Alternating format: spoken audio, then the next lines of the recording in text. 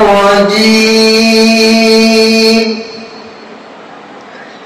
بسم الله الرحمن الرحيم لقد أرسلنا نوحا إلى قومه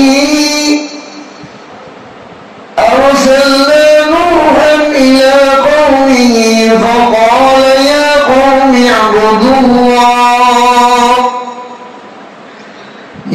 قوم اعبدوا الله ما لكم من إله غيره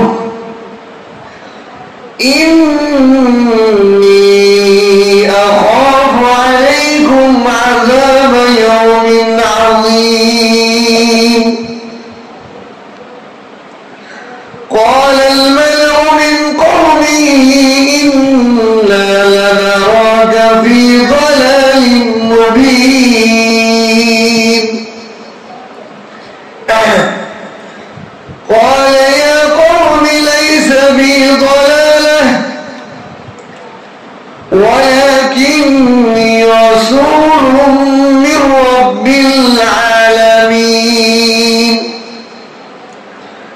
أبلغكم رسالات ربي وأنصح لكم وأعلم من الله ما لا تعلمون أوعجبتم ما جاءكم ذكر من ربكم على رجل منكم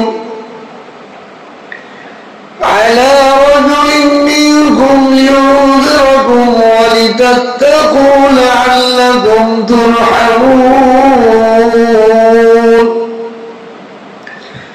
فكذبوه فأنجيناه والذين معه في الفلك وأغرقنا الذين كذبوا بآياتنا إنهم كانوا قوما عامين صدقت يا أرحم الراحمين بارك الله لنا ولكم في القرآن العظيم ونفعنا وإياكم بالآيات والذكر الحكيم سبحانك لا علم لنا إلا ما علمتنا إنك أنت العليم الحكيم ربي زدني علما ربي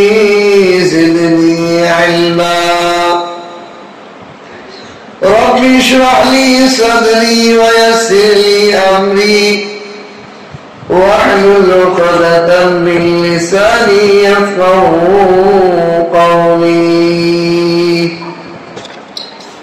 আল্লাহ পাকের লাখ কোটি শুকর ও সুজুদ যে মহান রব্বুল আলামিন আমাদেরকে দয়া করে মায়া করে আল্লাহ তাআলা হুকুম মাগরিবের নামাজ আদায় করার পর আল্লাহ পাকের কালাম পড়া বুঝানো তৌফিক দান করেছেন, বসার জন্য তৌফিক দান করেছেন। এই জন্য কালিমাতুশ শুকর আদায় করে আলহামদুলিল্লাহ।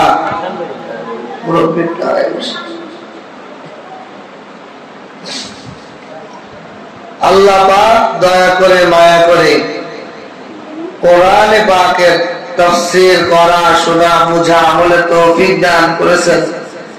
এই জন্য কালিমাতুশ শুকর আবার বলি আলহামদুলিল্লাহ। আল্লাহ যদি দয়া না করে বলা যায় না, শোনাও যায় না। ঠিক কি?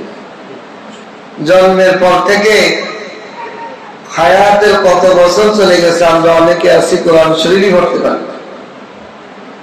আবার অনেক আছে কত বাবেল কিতাব, কত বই পুস্তক, কত শ্রেণী কক্ষের কিতাব পড়ে খতম করে ফেলেছি। আল্লাহর কোরআনটা তর্জমা পড়তে পারি। ঠিক কিনা? কত কিতাব, গল্পের কিতাব, পত্রিকার পৃষ্ঠা পড়ে, পত্রিকার ফাঁকে ফাঁকে তো সরকার আছে, এটাও অনেক মানুষ পড়ে। ফেসবুকের কোন লেখা তার মিস হয় না, সব বন্ধুদের পড়া তার পড়া হয়ে যায়, কি ছাড়ছে। সব খবরই রাখি, আল্লাহর কালামের খবরটা রাখি না। এই জন্য আল্লাহ যে মহব্বত করে ভালোবেসে আমাদেরকে আল্লাহর কালাম বোঝানোর জন্য তৌফিক দান করছেন, এটা বহু বড় নিয়ামত, আলহামদুলিল্লাহ।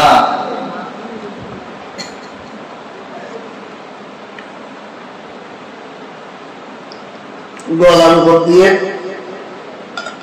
একের উপর এক চাপ দিতেছে। এলাকার মধ্যে বিভিন্ন মসজিদে প্রতি মাসে 15-20টা মসজিদ, প্রত্যেক মসজিদে ইসলামী বয়ান, এখানে এসে জুমার বয়ান আবার তফসির করি, নিজের থেকেই করি। আমার কেউ একটা ঠা দেয় না যে তফসির করে, কেন করি? আমার ভাইনা। কার ভাইনা? কেউ একজন থাকলেও আমি করব, আমার ভাইনা, আমার আল্লাহর কালামটা বলতেছে। ফেসবুকে সময় যদি 1 ঘন্টা দিতে পারি আমার কালাম, আমার আল্লাহর কালাম নিয়ে একটু চর্চা করলে আমার অসুবিধা আছে?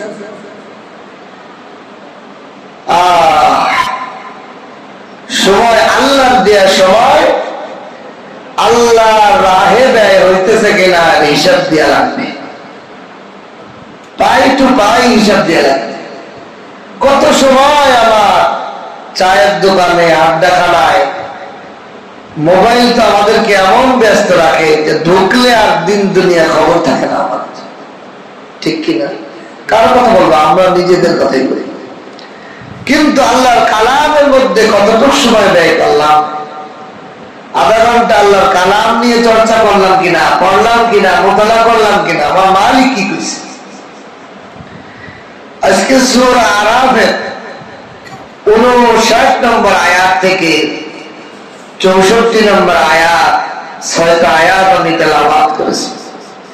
আল্লাহ তাআলা যেন আমাকে এই আয়াতের মর্ম অর্থ, ভাব অর্থ, আল্লাহর মানুষ অনুযায়ী আমাদেরকে বোঝানোর এবং আপনাদেরকে বোঝার তৌফিক দান করে, বলেন আমিন। এই আয়াতগুলোর আগে আল্লাহ তাআলা আল্লাহ কোরআনের মূল বিষয় হলো তাওহীদ, আল্লাহর একত্ববাদের দাওয়াত। সমস্ত নবীদের মিশন একটাই, লা ইলাহা ইল্লাল্লাহ, কুল লা ইলাহা ইল্লাল্লাহ, সবাই বলো আল্লাহ ছাড়া কোনো মাবুদ নেই। এক আল্লাহর দাওয়াত সমস্ত নবীদের ছিল, এবং এই নবীরা এই তাওহীদের দাওয়াত যখন দিয়েছেন, আমার নবী মুহাম্মদুর রাসূলুল্লাহ তাওহীদের দাওয়াত দিয়েছেন, তখন আরবের মুশরিকরা হাস্য মজা করছে। কি বাপ দাদার ধর্ম দিয়ে নতুন একটা ধর্ম তুমি বলতেছ? 360টা মূর্তির আমরা আরাধনা পূজা করে তাই কুল পাই না, আর তুমি এক খোদার দাওয়াত দিতেছ, এক আল্লাহর ভয় প্রদর্শন করতেছ। 360টা মূর্তি তো পূজা ঠিক করে করি না, তারই তো ভয় ঠিক করে পাই না। এত মূর্তির পূজা করার পরেও তুমি আমাদের সাথে মজাক করতেছ, এক খোদার দাওয়াত দিতেছ, এবং নবীকে সান্ত্বনা দিতেছে। এবং এই সামনের আয়াতগুলো নবীর নবী হওয়ারও দলিল হয়। এই জন্য আল্লাহ তাআলা নবীকে সান্ত্বনা দিয়ে বলতেছেন, একত্ববাদের যে দাওয়াত আরবের মুশরিক কাফেরদেরকে আপনি দিতেছেন, তারা যে মানতেছে না আপনার কথাকে হাস্যকর করে পুড়িয়ে দিতেছে, তাহলে এখন আপনি এখান থেকে 5 জন নবীর ঘটনা শোনান। 5 জন নবী রাসূলের ঘটনা শোনান। তার মধ্যে একজন সর্বপ্রথম রাসূল হলো হযরত নূহ আলাইহিস সালাম। এখানে একটা কোরআনের উসুল শিখে রাখেন, সেটা হলো নবী আসে ঈমানদারদের কাছে, নবী আসে কাদের কাছে? আর রাসূল আসে কাফেরদের কাছে। এর মানে আল্লাহ যখন কোন রাসূল পাঠান, এর মানে কাফের সম্প্রদায়ের কাছে পাঠান। আল্লাহ যখন কোন নবী পাঠান, এর মানে আগের কোন রাসূলের অনুসারী ঈমানদারি, তারা আমল ছেড়ে দিয়েছে, নবী পাঠান। এই জন্য নূহ আলাইহিস সালাম হলো রাসূল, নূহ আলাইহিস সালামের আগে শীশ আলাইহিস সালাম, আদম আলাইহিস সালাম রাসূল না, ওনার নবী। কেন নবী আমি বুঝে ফেলেছি, বুঝেননি? কারণ তাদের যুগে এখনো কাফের হয়ে পারে নাই, আদমের সন্তানরা এখনো কাফের হয়ে পারে নাই। আদমের ছেলে শীশ আলাইহিস সালাম তার যুগেও কাফের হয়ে পারে নাই। এই জন্য ওনারা ছিলেন নবী। ওনারা যার কাছে আসছে তারা সবাই আল্লাহরে মানে, এক আল্লাহ বিশ্বাস, কিন্তু আমল ত্রুটির জন্য তাদেরকে পাঠাইছে। আর নূহ আলাইহিস সালামের যুগে ছিল মূর্তি পূজারীরা। নূহ আলাইহিস সালামের যুগে, ওনার যুগের আগেই মূর্তি পূজকের উদ্বোধন হয়ে গেছে। কিভাবে হলো এর ইতিহাসটা একটু জানেন? নূহ আলাইহিস সালাম আর আদম আলাইহিস সালামের যুগ ছিল 2000 বছরের পর।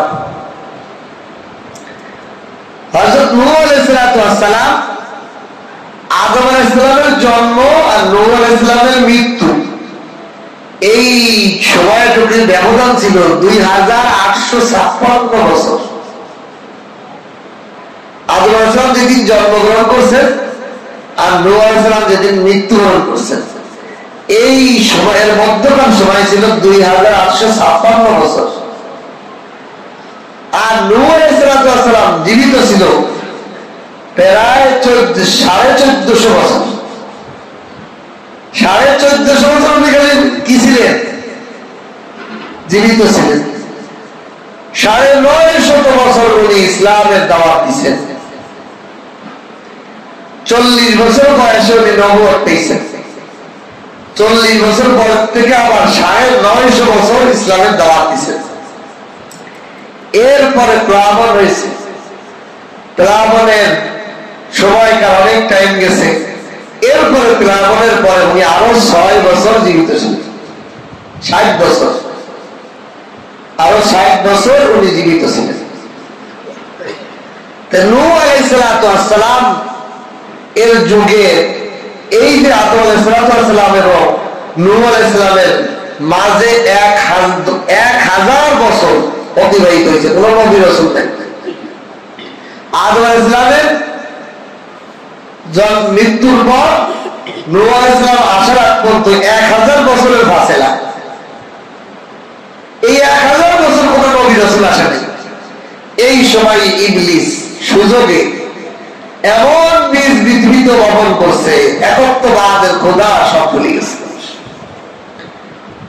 এক ছে জব দু হুই লুৎফে একতা হি नहीं, इसलिए तस्वीर जाना हमने किसवाई नहीं।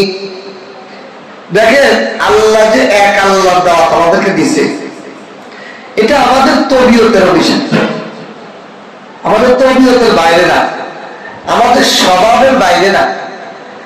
আমাদের স্বভাব কি যে আমার ছেলে আমাকে বাবা ছাড়া আর একজন বেটাকে আব্বা বলুক, এরা আমার তবিয়তে সহ্য করবে?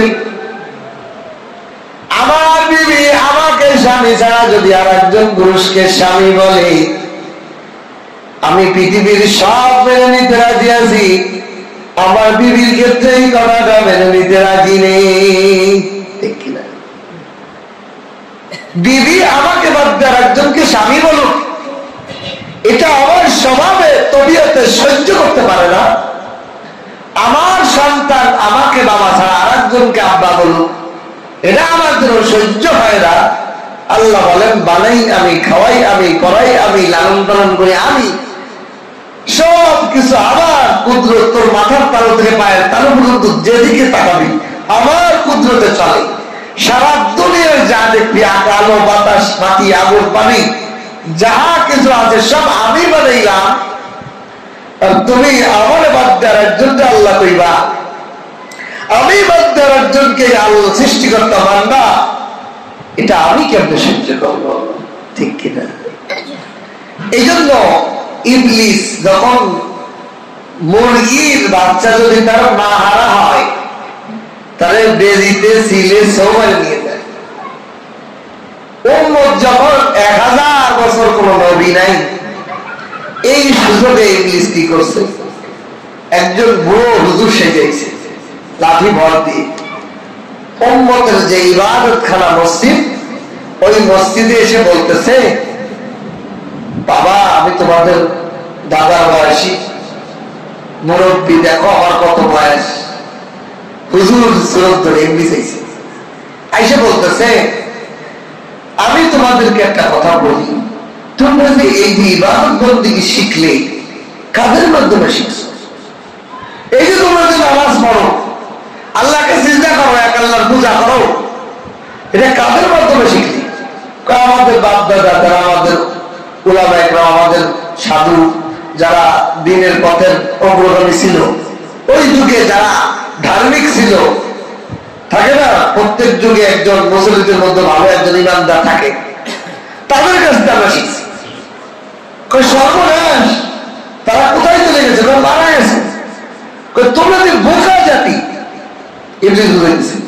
তোমরা তো বোকা জাতি, তোমাদেরকে যারা ইমান আমল এগুলো শিখাইলো, তোমরা তারা দুনিয়াতে চলে গেছে, তাদেরকে মনে রাখার কোন ব্যবস্থা করো নাই।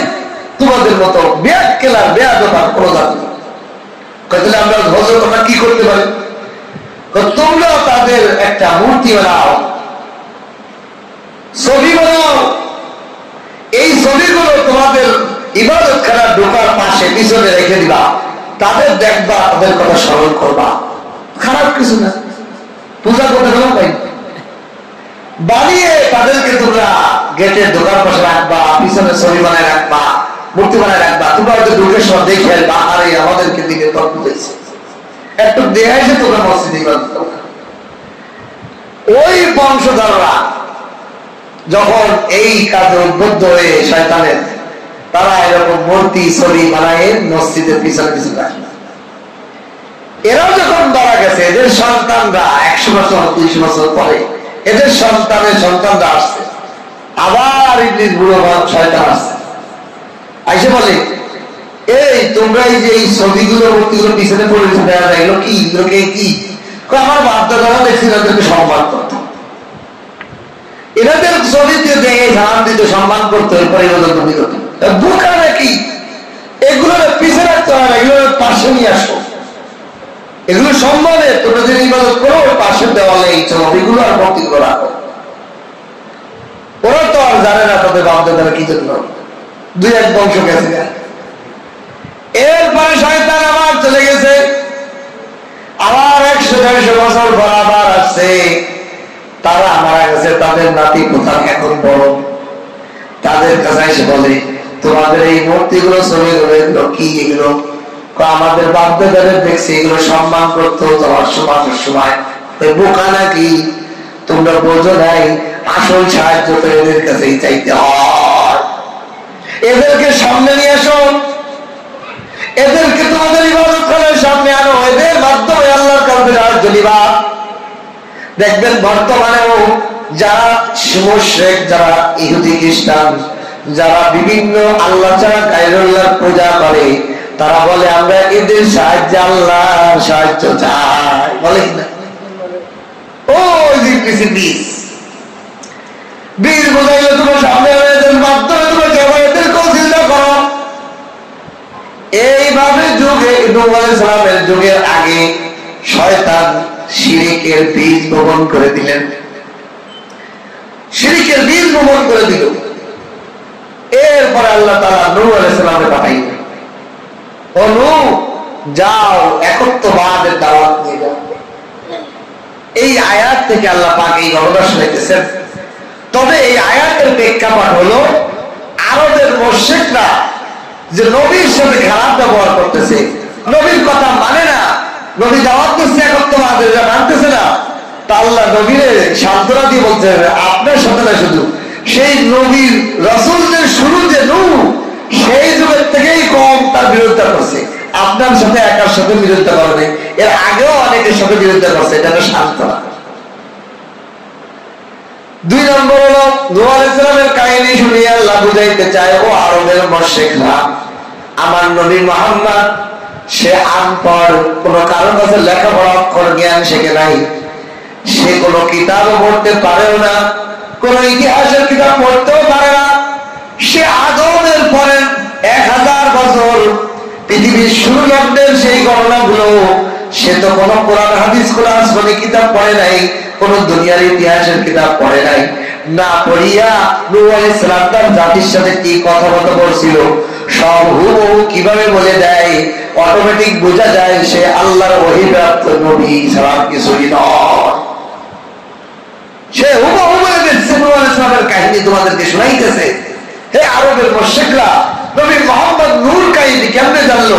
এ তো পড়তেই জানে না, কোনো কিতাবও পড়ে নাই, কোনো জ্ঞানী লোকের কাছে বসেও নেই, কোনোদিন কারোর কাছে শিক্ষকও নাই তার জীবনে, তার ছোট্টকাল থেকে জীবনে কোনো শিক্ষক নাই, দুনিয়ার কোনো মানুষ তার শিক্ষক নাই। কি আছে?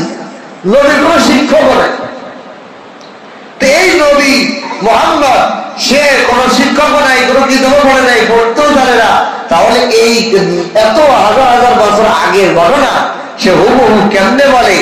নিশ্চয়ই সে আল্লাহর ওহী, আল্লাহর কুদরতের ওহীর মাধ্যমে, সে ওহীর মাধ্যমে বলতেছে। এটা তার নবুয়তের দাবি প্রমাণ হচ্ছে যে এই নূর কাহিনী শুনাই দেওয়া। আল্লাহ এই জন্য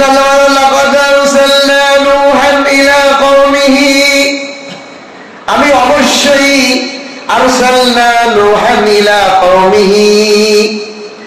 আমি অবশ্যই নূহকে প্রেরণ করেছিলাম ইলা কওমিহি, তার কওমের কাছে, তার নিজ কওমের দিকে তাকে প্রেরণ করেছিলাম। তাহলে বোঝা যায় নূহ আলাইহিস সালাম সারা বিশ্বের জন্য প্রেরিত হন নাই। নূহ আলাইহিস সালাম নিজ জাতি, নিজ গোষ্ঠী, নিজ সম্প্রদায়ের কাছে প্রেরিত হয়েছিলেন। এই জন্য নূহ নবী, নূহ আলাইহিস সালাম পুরা পৃথিবীর নবী নয়, বরং তিনি হলেন একজন গোত্রের নবী ছিলেন। ওনার গোত্র কোথায় ছিল? ইরাক। ইরাক এলাকায় উনি বসবাস করতেন।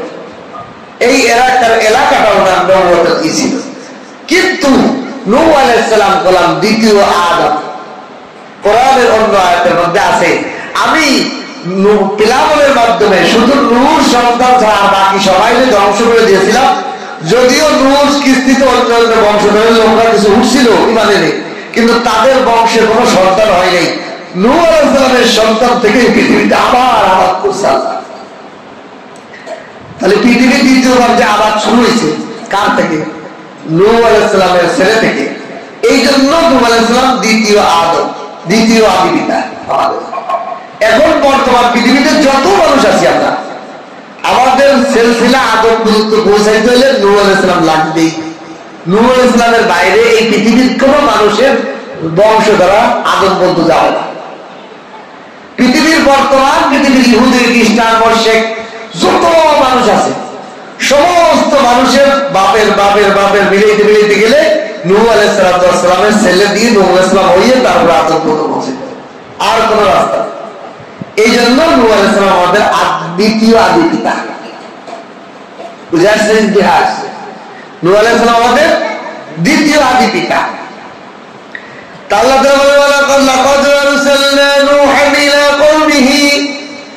অবশ্যই আমি নূহকে প্রেরণ করেছি তার কওমের দিকে। আজকেও কিছু আলোচনা করছিলাম তোমার সবাই। নূহ শব্দ, নূহ আলাইহিস সালামের নাম কিতাবের মধ্যে 4টা লিখছে।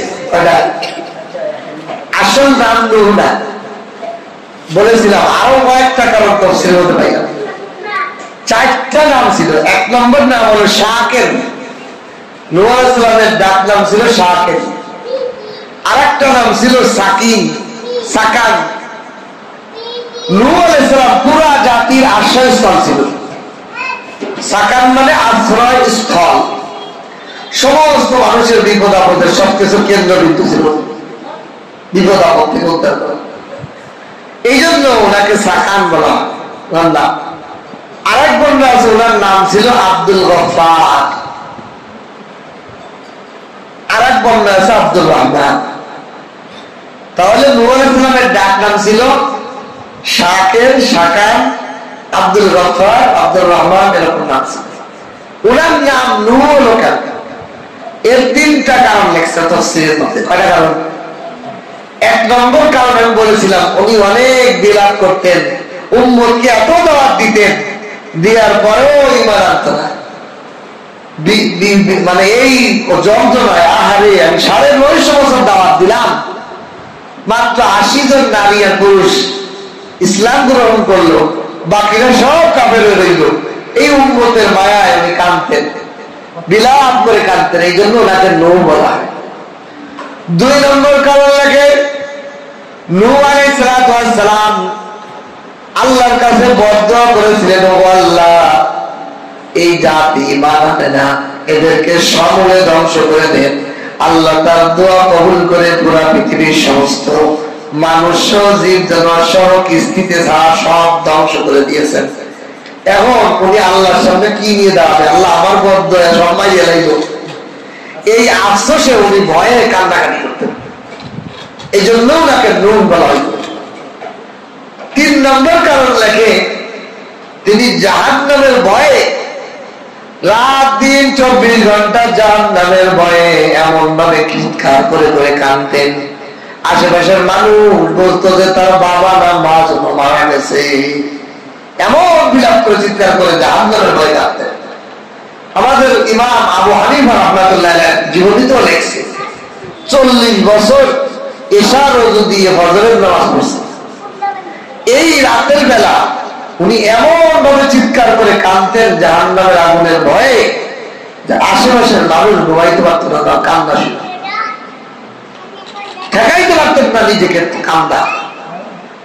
জাহান্নামের কথা মনে পড়লে কাঁদতে কাঁদতে রাত পার হয়ে যেত, অথচ সারা দিনের মধ্যে আমাদের একবারও জাহান্নামের কথা মনেও পড়ে না। জাহান্নামকে আল্লাহ কেমন ভয়ানক বানিয়েছেন, দুনিয়ার আগুন দেখলেই তো বোঝা যায় জমিনা কত ভয়ানক হতে পারে। দুনিয়ার আগুন, জাহান্নামের আগুনের ধোঁয়া 70,000 বছর আল্লাহ জান্নাতের সাগরের মধ্যে চুবাইছে, বরফের সাগরের মধ্যে চুবাই চুবাই ধুয়ে দিয়ে তারপরে দুনিয়ার আগুনটা আল্লাহ দিয়েছে আমাদের জন্য ব্যবহার করা। তাই যদি ঘরে আগুন লাগে পুড়িয়ে ছারখার হয়ে যায় সবকিছু। আল্লাহ তাআলা এই নূহ আলাইহিস সালামের এই জাহান্নামটা কত ভয়ানক, এই জাহান্নামের ভয়ে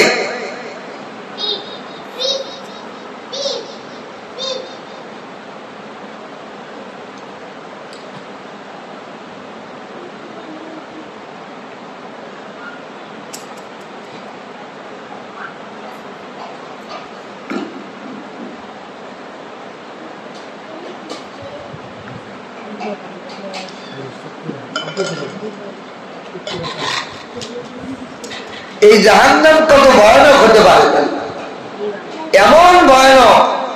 এই জাহান্নামের ভয়ে নূহ আলাইহিস সালাম এমন বিলাপ করে কান্নাকাটি করতেন, এই জন্য ওনাকে নূহ বলা হয়। নূহ মানে বিলাপ করে কান্দন করেওয়ালা। তাহলে নূহ আলাইহিস সালামের এটা লকব। আমাদের সমাজে যে লেখালেখি করতো আগে ব্রিটিশদের, তাদেরকে মুন্সি বলা হতো। মুন্সি মানে লেখক, মোল্লা মানে জ্ঞানী। আমাদের সমাজে আলেমদেরকে মোল্লা বলতো, ও মোল্লা কোথায় যাও, কথা না বলা দিলেন। একটা হুজুর দেখলে মোল্লা, মোল্লা শব্দের অর্থ হলো অধিক জ্ঞানী। আমরা তো অনেক সময় খেপে যাই না বোঝার কারণে। সাধারণ হুজুর মোল্লা কয় বলে যায়, আমার মোল্লা বলি। বা সাধারণ একজন মানুষ দাড়ি টুপি রাখছে, মোল্লা জিজ্ঞেস খেপে যায়, আরে মেয়ে আপনার তো সম্মান দিয়েছে, মোল্লা কইছে ও জ্ঞানী বলছে। মোল্লা শব্দের অর্থ জানেন নাই। আল্লাহ তাআলা নূহ শব্দ হলো অর্থ হলো বিলাপ করে কান্নেওয়ালা। তা নূহ আলাইহিস সালাম এই বিলাপ করে কাঁদতেন, এই জন্য ওনাকে নূহ বলা। আরেকটা মজার কাহিনী লেখছে। একদিন নূহ নবী, নূহ আলাইহিস সালাম রাস্তা দিয়ে হাঁটে যাচ্ছে, সবাই খেয়াল করছে। রাস্তার মধ্যে দেখে একটা কুকুর, এত বিশ্রী, এত কালা, দেখতে কোনো ডগ নাই। এটা দেখে নূহ আলাইহিস সালাম বলেন, হে বিশ্রী কুকুর, কি দেখতে তোমরা? এরকম বলে না শুনুন। বলার সাথে সাথে আল্লাহ পাক ওই কুকুরের জবানের মধ্যে মুখে বাসা মানুষের মতো কথা বলার শক্তি দান করে দিয়েছেন। সঙ্গে সঙ্গে কুকুর কয়, এনু তুমি কি আমার বিশ্রী করলে? তুমি কি আমারই বিশ্রী করেছ না বাধা দেওয়ালে বিশ্রী করলে? আমি কুকুর তো একা একা বিশ্রী হয় নাই, আমারে তো একজন বানাইছে, যে বানাইছে তার কাজকে তুমি নোংরা কেমনে বলবা? কে বানাইছে কুকুর? আল্লাহ বানাইছে। এই কথা শোনার সাথে সাথে অনেক বেহুশ হয়ে পড়েছে। হুশ ফিরার পর মাসকে মাস ধরে উনি খালি বিরাম করে কান করতেন। এই জন্য মুফাসসিরিন ইকরাম বলেন, তাফসীরে মাসআলাতে লিখছেন, এই কারণেও মানুষের একটা নুন বলতো উনি কান দেওয়া। আল্লাহ পাকের প্রিয় বান্দারা একটু কোনো ভুল করলেই গ্রেফতার হয়ে যায় আল্লাহ থেকে। আমরা তো পাপিষ্ঠ বান্দা, আল্লাহকে তুই তো কত গুনাহ করিস তোর পারে। আল্লাহ খাস বান্দারা সামান্য ত্রুটি করলেই ধরে বসে। ওয়ালাকাদ আরসালনা নূহান ইলা কওমি, আমি অবশ্যই নূহকে তার জাতির কাছে প্রেরণ করলাম। নবীকে সান্ত্বনা দিতেছে। ফাকালা ইয়া কওমি ইবুদুল্লাহ, নূহ তার সম্প্রদায়কে যে বলল, ইয়া কওমি, হে আমার সম্প্রদায়, উবুদুল্লাহ, তোমরা আল্লাহর ইবাদত করো, আল্লাহর দাসত্ব করো, এক আল্লাহর ইবাদত করো। মা লাকুম মিন ইলাহিন গায়রুহু, এই আল্লাহ ছাড়া তোমাদের মাবুদ হিসেবে আর কোনো মাবুদ নাই। এ আমার সম্প্রদায়, তুমি এক আল্লাহর ইবাদত করো, এক আল্লাহ ব্যতীত আর কোনো মাবুদ তোমাদের জন্য নেই। ইন্নী আখাফু আলাইকুম আযাব ইয়াউমিন আযীম, নিশ্চয়ই আমি তোমাদেরকে ভীত প্রদর্শন করছি আযাব ইয়াউমিন আযীম, মহা কিয়ামতের দিনের আযাবের ভয় প্রদর্শন করছি। আমি তোমাদেরকে ভয় প্রদর্শন করছি। এই কথা যখন বললেন, উনি ওনার সম্প্রদায় যে মূর্তি পূজা করে, ওই যে মূর্তি পূজা আছে, তাদেরকে ডেকে বললেন, তোমরা এক আল্লাহর ইবাদত করো, এই মূর্তি পূজা ছাড়ো। তোমাদেরকে আমি ভয় প্রদর্শন করছি সেই কিয়ামত দিবসের, যেই দিন তোমাদের এই মূর্তি পূজার কারণে সবচেয়ে বড় গুনাহ হবে। ইন্না শিরকা লিযুলমিন আযীম, আল্লাহর সাথে শিরিক করা হলো সবচেয়ে বড় গুনাহ। শিরিকের গুনাহ আল্লাহ মাফ করবেন না, যাকে ইচ্ছা আল্লাহ চান, আল্লাহর ইচ্ছায়। আল্লাহ ইচ্ছা শিরিকের গুনাহ মাফ করবেন না, এটা আল্লাহ আল্লাহর উপর কি নিয়েছেন? আল্লাহ ইন্না শিরকা লিযুলমিন আযীম, সবচেয়ে বড় জুলুম আমার উপর শিরিক। যেটা বললাম যে আপনার সন্তান যদি আপনাকে দ্বারার জন্য আব্বা কয়, আপনি অনেক কিছু সহ্য করতে পারবেন বেয়াদবি, যে এইটা সহ্য করবেন না। ওই ছেলেরাও ঘরে টাকা দিবেন না, ভাত নাই, কাপড় নাই, সব বলবো। যে বিবি স্বামীকে স্বামী ছাড়া আরেকজনের স্বামী বলে, ওই বিবির কে এই স্বামীর ঘরে কোনো কিছু কপালে জুটবো না, বাড়ি খেটনির বাড়ি, লাঠির বাড়ি। আল্লাহ তাই এটাও আমি অসহ্য করি। তোমার তবিয়তে যেমন সহ্য হয় না, আমি আল্লাহর তবিয়ত শিরিক সহ্য হয় না। এই জন্য শিরিকের গুনাহ থেকে বেঁচে থাকা বান্দার জন্য গুরুত্বপূর্ণ বিষয়। ইন্নী আখাফু আলাইকুম আযাব ইয়াউমিন আযীম, নিশ্চয়ই আমি তোমাদেরকে কিয়ামতের ভয়াবহ আযাব থেকে ভয় প্রদর্শন করছি। আমি আশঙ্কা করছি তোমরা কিয়ামত দিবসের এই ভয়ে শাস্তি পাবা। এইবার সম্প্রদায়দের মধ্য থেকে এই জাতি রাসূলের সান্ত্বনা দিতেছে। আপনি এরকম দাওয়াত দিয়েছেন, আপনার আবু জেহেল উতবা সাহেব কি কইছে? আবু লাহাব কইছে, মুহাম্মদ তুই ধ্বংস, আমার বাপ দাদার ধর্মশালী, যে আমাদেরকে অন্যদিকে ডাকো। নাউযুবিল্লাহ। আল্লাহ পাক তাব্বাত ইয়াদা আবি লাহাবি ওয়া তাব, ও লাহাব তুমি আমার নবীরে লানত করছো, আর কিয়ামত পর্যন্ত মানুষ সূরা লাহাব তেলাওয়াত করবে, তোরেও বিষয়। আল্লাহ পাক বলেন, নূহ আলাইহিস সালামের সম্প্রদায়রা বলে, ক্বালাল মালাউ মিন কওমিহি ইন্না লারাকা ফি যালালিন মুবিন। ক্বালাল মালাউ মিন কওমিহি, নূহ আলাইহিস সালামের সম্প্রদায়ের মধ্য থেকে যারা নেতা মরল, ধনী লোক, সম্মানী লোক, মালাউন, মালাউন মানে স্থলা, ক্ষমতাধর নেতা, এরকম সম্প্রদায়, তার নূহ আলাইহিস সম্প্রদায় এবং নেতা শ্রেণীর লোকেরা বলল, ইন্না নিশ্চয়ই আমরা লানারাকা ফি দালালিন মুবিন, ও নূহ আমরা তোমাকে নিশ্চয়ই আমরা তোমাকে দেখি তুমি প্রকাশ্যে গোমরাহর মধ্যে রয়েছো। ও নূহ তুমি আমাদেরকে কিসের দাওয়াত দাও বাপদাদার ধর্ম ছাড়িয়া?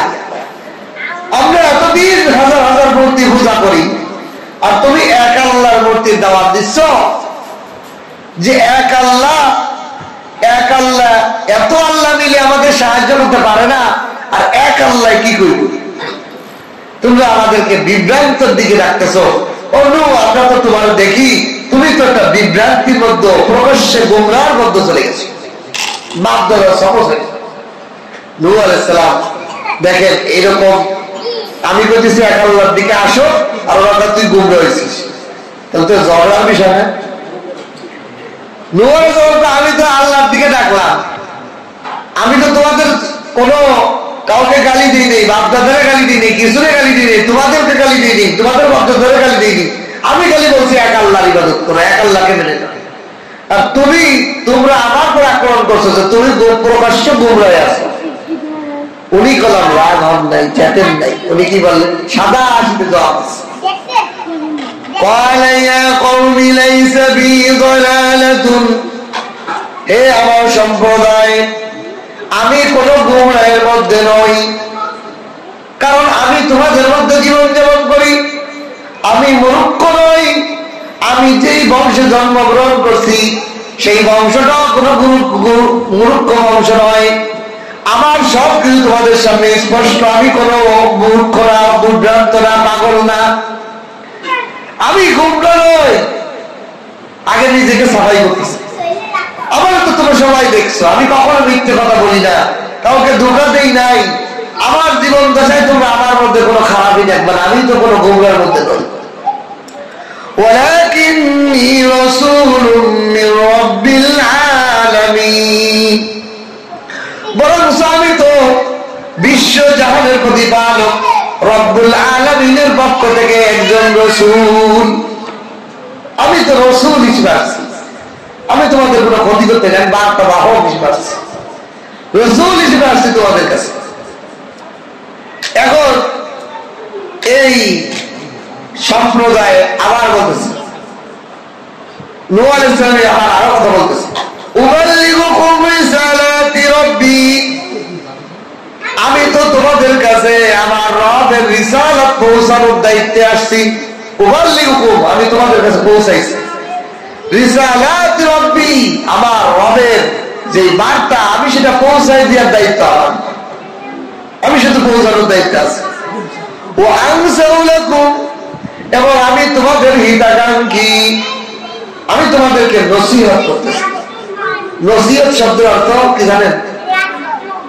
হিতাকাঙ্ক্ষিতা, পরকল্যাণকামিতা, কারো কল্যাণকামিতা করাকে আরবিতে বলা হয় নসিহত।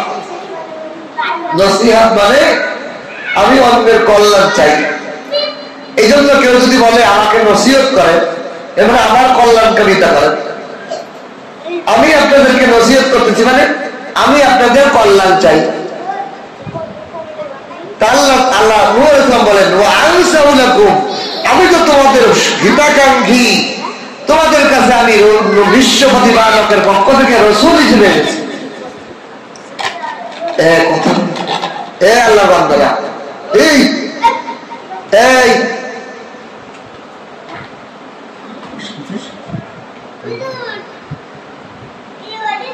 যে নালিশ করবে তার জিহ্বা কেটে দেওয়া হবে, আর যে দুষ্টুমি করবে তার হাত কেটে দেওয়া হবে। দুষ্টুমি দেওয়া করবে সবাই বসে যাবে, এদিকে আসেন, এদিকে আসেন, وَأَعْلَمُ مِنَ اللَّهِ مَا لَا تَعْلَمُونَ, আমি তোমাদের কাছে আমার রবের পক্ষ থেকে রিসালাত পৌঁছানোর দায়িত্বে আসছি, পৌঁছে দিয়েছি। ওয়া আনসাউ লাকুম, আমি তোমাদের কল্যাণকামিতা চাই, তোমাদেরকে নসিহত করতে এসেছি। আমি আল্লাহর পক্ষ থেকে যা জেনেছি তা তোমরা জানো না। তোমরা যে রাস্তায় হাঁটতেছ কিয়ামতের ভয়াবহতা শাস্তি তোমাদের জন্য নির্ধারণ হয়ে যাচ্ছে, আমি জানি তোমরা জানো না। এই জন্য আমি তোমাদের কাছে পৌঁছাইতে আসছি, উপদেশ দিতে আসছি, কল্যাণ কামিতা করতে আসছি। আও আজিবতুম মান জাআকুম যিকরুম মির রাব্বিকুম আলা রাজুলিন মিনকুম,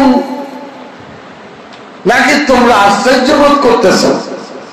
এই যে নূর আলম নিজেই করতেছে, আও আজিবতুম, তোমরা কি আশ্চর্য বোধ করছো? আন জাআকুম যিকরুম মির রাব্বিকুম আলা রাজুলিন মিনকুম, যে তোমাদের লোকদের মধ্য থেকে একজন লোককে আল্লাহর পক্ষ থেকে বার্তা বাহক হিসেবে নিয়ে আসা হয়েছে, নবী হিসেবে বানানো হয়েছে, এটাই তোমরা আশ্চর্য বোধ করতেছো? নূহ আলাইহিস সালামের সম্প্রদায়ও মুহাম্মদ সাল্লাল্লাহু আলাইহি ওয়াসাল্লামের সম্প্রদায়ের মতো আশ্চর্য বোধ করতেছে। কিরে, আমরা আবু লাহাব, আবু জাহেল বড় বড় নেতা, আবু লেকাব জ্ঞানের দাঁত, এত বড় বড় লোক আমরা কুরাইশ বংশে থাকতে এতিম বাপ নাই মা নাই মুহাম্মাদের উপর কেন বলতে থাকতেন? নূহ আলাইহিস সালাম বলতেছে, তোমরা কি আশ্চর্য বোধ করছো যে তোমাদের রবের পক্ষ থেকে তোমাদের মধ্য থেকে একজন পুরুষের উপর এই যিকর, এই নবুয়তের বার্তা নিয়ে আসা আমি যে আসলাম, এই ব্যাপারে তোমরা আশ্চর্য বোধ করতেছো?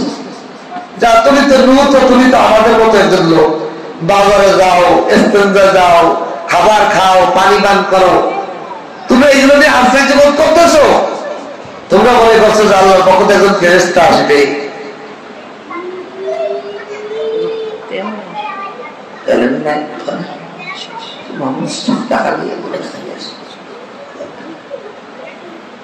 এই জন্য তোমরা আশ্চর্য বোধ করতেছো। এটা যুগে যুগে সমস্ত কাফের মুশরিকদের একই উসুল। কোন নবী যখন আসতেন তখন বলতো, তুমি তো আমাদের মতো একজন মানুষ, তুমি আবার কেন নবী রাসূল? তারা আশা করতো যে একজন ফেরেশতা আসে। তার লাইন খণ্ডন করছে। কি খণ্ডন করছে? যে যদি অন্য আয়াতের মধ্যে আল্লাহ বলেন, যদি মানুষ ছাড়া নবুয়ত আর রিসালাতের দায়িত্ব নিয়ে কোনো ফেরেশতা আসতো, তোমরাই অবজেকশন করতে যে এই নবী, এই ফেরেশতা যে আমাদের কাছে আইছে, এত খিদেই লাগে না, এত খাওয়া লাগে না, এত কথা উম্মত নামাজ পড়তেছ, খিদে লাগলে তো নামাজ না পড়লে আগে ভাত খাইতে হইব, এইটা এই ফেরেশতা নবী বুঝতো না। পিপাসা লাগলে যে পানি খেতে হয়, এটা কি ফেরেশতা বোঝে? ফেরেশতা তো রোবট, বর্তমান যুগের রোবটের মতো। ওরে যেই প্রোগ্রাম দিয়ে বানানো হয়েছে, ওই প্রোগ্রামের বাইরেও কিছুই করতে পারে না। ফেরেশতারা আল্লাহ পাকের হুকুমের আনুগত্য করে, বাইরে কোনো চিন্তা ভাবনা করার সুযোগ নেই। ওদের খাওয়া পান করা কোনো কিছু প্রয়োজন হয় না।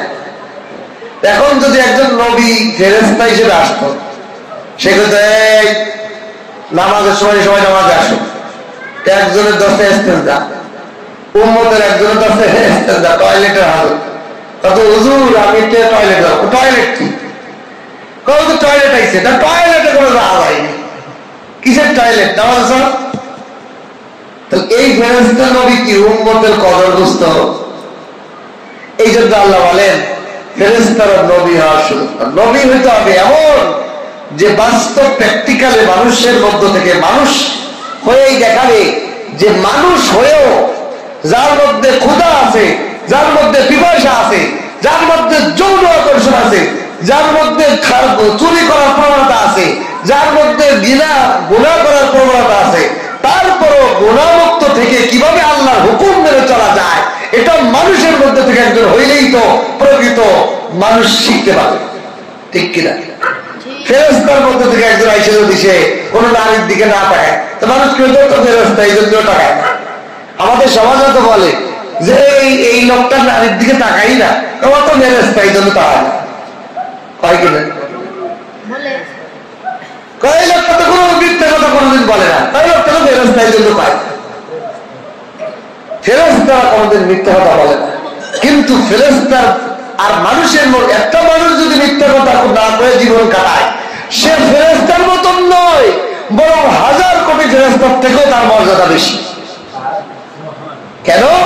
ফেরেশতার মধ্যে আল্লাহ মিথ্যা বলার প্রবণতাই দেয়, আর মানুষের মধ্যে প্রবণতা দেওয়ার পরে সে বলে না, এই জন্য তার মর্যাদা ফেরেশতা থেকে লক্ষ কোটি গুণ।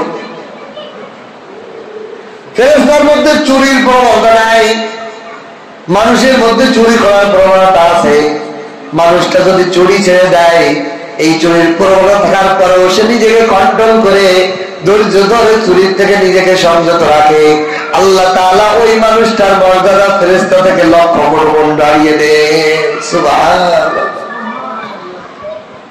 এই জন্য আল্লাহ বলেন, তারা তো বলে যে মানুষের মধ্য থেকে, আমাদের মধ্য থেকে একজন নবী আসবে, এটা তো আশ্চর্য বোধ করে।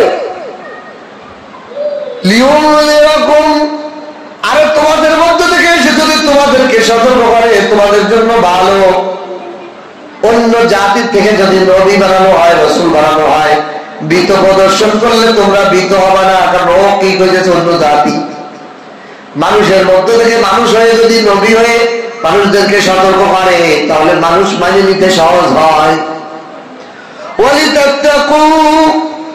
এবং সেই নবী মানুষদেরকে ভয় দিবে মানুষের মধ্য থেকে এসে, আবার নিজের পরেশগার থেকে মানুষকে দেখাবে প্র্যাকটিক্যালে কেমনে গুনার থেকে, আল্লাহর নাফরমানি থেকে নিজেকে বাঁচিয়ে রাখা যায়। সে প্র্যাকটিক্যালে মানুষকে দেখাবে, শিখাবে। লাআল্লাকুম তুরহামুন, যাতে করে মানুষ, যাতে করে তোমরা আল্লাহর রহমত প্রাপ্ত হতে পারো। এই জন্য আল্লাহ বলেন, তোমরা আশ্চর্য বোধ করতেছ, তোমাদের মধ্য থেকে তোমাদের মধ্যে একজন নবী আসবেন, যে আল্লাহর জিকির নিয়ে আসবেন, ওহী নিয়ে আসবেন, আর তোমাদেরকে ভয় প্রদর্শন করবেন, যাতে করে তোমরা বিরত থাকতে পারো, ভীত হয়ে নিজেদেরকে পরিষ্কার করতে পারো, আর যাতে করে তোমরা রহমত প্রাপ্ত হতে পারো। তাকওয়া অবলম্বন করবা আর রহমত প্রাপ্ত হবা। কিন্তু নূহ আলাইহিস সালাম এক সম্প্রদায় কি করলো? নূহ আলাইহিস সালামের সম্প্রদায়, তারা নূহ আলাইহিস সালামকে মিথ্যা প্রতিপন্ন করলো, আমরা নবী মানি না, তোমার নবুয়ত আমরা মানি না, মিথ্যা প্রতিপন্ন করলো। ফাআনজাইনাহু ওয়াল্লাযীনা মা'হু ফিল ফুলক, আল্লাহ বলেন আমি নূহকে এবং নূহর সাথে যারা নৌকার মধ্যে ছিল, কিস্তির মধ্যে, তাদেরকে আমি মুক্তি দান করলাম। আর বাকিদেরকে ওয়াগরাকনাল্লাযীনা কাযযাবু বিআয়াতিনা, যারা আমার আয়াত, আমার নিদর্শনকে অস্বীকার করেছিল, আমি সকলকে ডুবিয়ে মারলাম। এখন আসেন, দেখেন আল্লাহর একটা তরিকা আছে। আল্লাহর তরিকা কি? এই নূহ আলাইহিস সালামের সম্প্রদায়, এরা পাহাড়ে বসবাস করত। কোথায় বসবাস করত? এরা মাটিতে, জমিনে বসবাস করত না। এদের বসবাসের স্থান ছিল ইরাকের পাহাড়ের অঞ্চলে, পাহাড়ের চূড়ায় তারা বসবাস করত। এই জন্য তারা অহংকার করত। কি অহংকার করত? ও নূহ, তুমি কিসের ভয় দাও? আল্লাহর আযাব আসবে, তোমাদেরকে ডুবাই মেরে দেবে। তারা এই আল্লাহর এই আয়াত, এইগুলোকে বুড়া আঙুল দেয়, আমরা পাহাড়ের উপরে আছি, আমরা পাহাড়ে, এর পানি পৌঁছানো সম্ভব না। এমনি উঁচু জমিনে বন্যার পানি যায় না, আর পাহাড়ের উপর পানি, বন্যার পানি যায় এরকম সম্ভব। এই পাহাড়ের চূড়া দিয়ে তারা অহংকার করত। নূহ আলাইহিস সালামকে অস্বীকার করেছিল যে পানি দিয়ে আমাকে ভয় দিয়ে ওরা, পানি তো উঁচু জমিনেই কিন্তু বন্যা হয় না, নিচু জমি হয়ে যায় কথা হতো।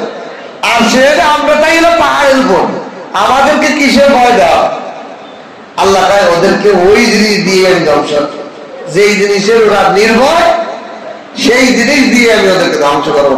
আল্লাহ এই জন্য এমন পানি দিলেন, পাহাড়ের চূড়াটাও ধ্বংস। والذين معه في الفلك وأغرقنا الذين كذبوا بآياتنا, তারা আল্লাহর নিদর্শনকে অস্বীকার করেছিল, কিয়ামতের ভয়কে অবিচার করেছিল। আল্লাহ তাদেরকে ডুবাই মারলেন পানি দিয়ে। ইন্নাহুম কানু কওমান আমিন, আল্লাহ তাআলা বলেন নিশ্চয়ই তারা অন্ধ সম্প্রদায় ছিল, কানা, অন্ধ। কেন? তাদের সামনে নূহ আলাইহিস সালাম সত্য নিদর্শন নিয়ে আসার পরেও, এই ওহীর বার্তা নিয়ে আসার পরেও তাদের অন্তর্দৃষ্টিতে এটা দেখে নাই, সত্যকে গ্রহণ করার মতো চোখ তাদের নাই। এই জন্য আল্লাহ বলেন এই সম্প্রদায় কেমন যেন অন্ধ কানা ছিল। তা আল্লাহ তাআলা নবীকে এই ঘটনা শুনিয়ে বুঝাইলেন, হে নবী, আরবের মুশরিকদেরকে বলে দেন যে নূহ আলাইহিস সালামের জাতিতে আল্লাহ নিদর্শনকে অস্বীকার করার কারণে আল্লাহ ডুবোই মারছে, সে আল্লাহকে এখনো নাই, সে আল্লাহর নবী আমি মুহাম্মদ না। তোমরা সতর্ক হয়ে যাও, নূর জাতিকে যখন ধ্বংস করে দিয়েছে, ও আরবের মুশরিকরা আল্লাহর কোরআন নিয়ে অস্বীকার করলে, আল্লাহর নবীকে অস্বীকার করলে তোমাদের উপর আযাব আসবে। আর আমরা যারা এখন আছি পৃথিবীতে, আমাদের জন্য মেসেজ, আল্লাহর কোন বিধিবিধানকে যারা অস্বীকার করে তার জন্য আল্লাহর যে কোনো আযাব আসতে পারে। এই জন্য আল্লাহর যে কোনো বিধানকে আমরা সমূলে মেনে নেওয়া।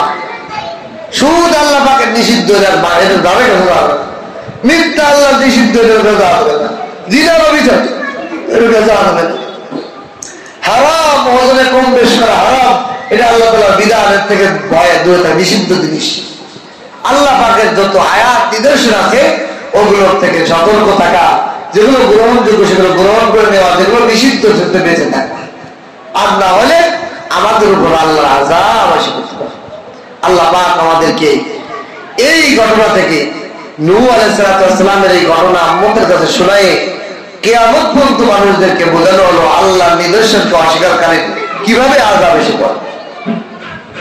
আল্লাহ তাআলা আমাদেরকে আল্লাহর আয়াত অস্বীকারী হওয়া থেকে হেফাজত করেন।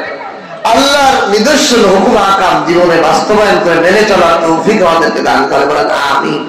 ওয়া আখিরু আলহামদুলিল্লাহি রাব্বিল আলামিন।